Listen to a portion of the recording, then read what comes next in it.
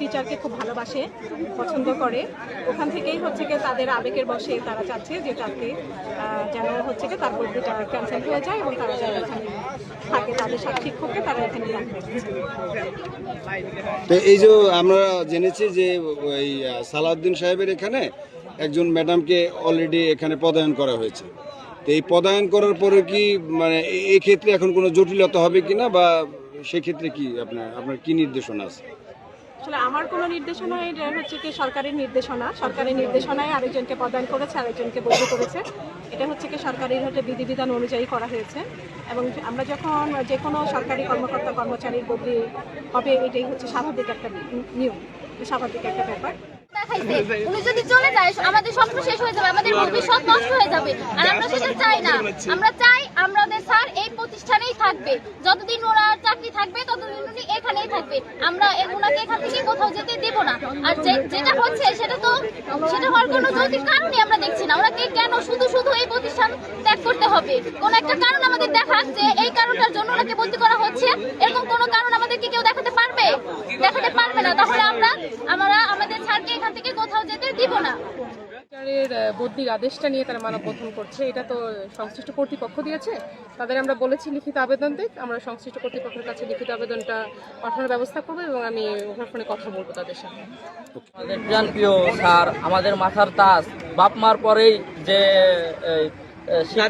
শিক্ষাগুরুর হার, মানে শিক্ষা, উনি যে আমাদের যে শিক্ষাগুলো দিয়েছে বাপ মার পরে, সেটা ভোলার মতন না। আমাদের স্কুলের প্রত্যেক কোনায় এবং প্রত্যেক ছাত্রছাত্রীর প্রাণের স্যার হয়ে গেছে মোহাম্মদ সালাউদ্দিন শেখ। সালাউদ্দিন স্যার আমাদের মাথার তাজ হয়ে গেছে। এই মাথার তাজ যদি আমরা ছুঁড়ে ফেলে দেই তাহলে আমাদের দাম থাকবে না, যেহেতু মাথার মুকুট মাথায় আমরা রাখতে চাই। ঠিক না, এটা এ ধরনের কোনো অভিযোগ আমার বিরুদ্ধে নাই।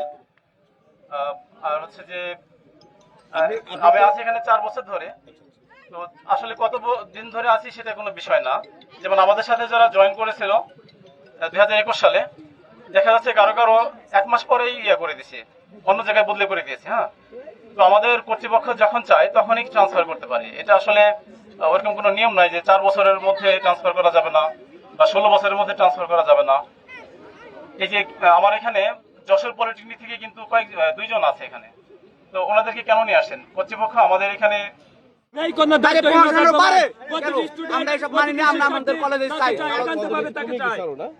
আমরা আমাদের সালাউদ্দিন স্যারকে কলেজে চাই, আমরা মানি না, মানবো না। যে এখানে আমাদের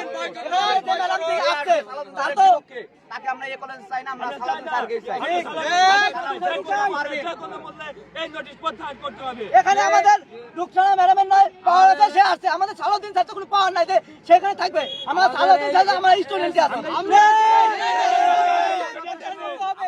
কলেজের শিক্ষার্থী আছে আমাদের স্যারের বিষয়ে, স্যারকে কোনো মতে এখান থেকে আমরা যেতে দেব না। আমাদের এই নোটিশ যদি প্রত্যাহার না করা হয়, আমরা মহাসড়ক ঢাকা খুলনা মহাসড়ক অবরোধ করতে বাধ্য হব। আমি রোকসানা ম্যাডামকে বলতে চাই, ম্যাডাম আপনি যেখানে ছিলেন সেখানেই আপনার ভালো। আমাদের ভালোবাসার মানুষকে আপনি সরাই দিতে বাধ্য করবেন না। আমাদের ভালোবাসার মানুষকে আমাদের কাছে ফিরে দিন।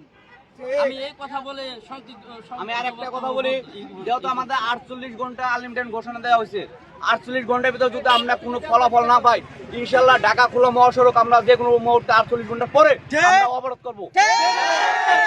আমাদের দাবি মানতে হবে, ইনশাল্লাহ সালাউদ্দিন স্যারকে কলেজে রাখতেই হবে। আমরা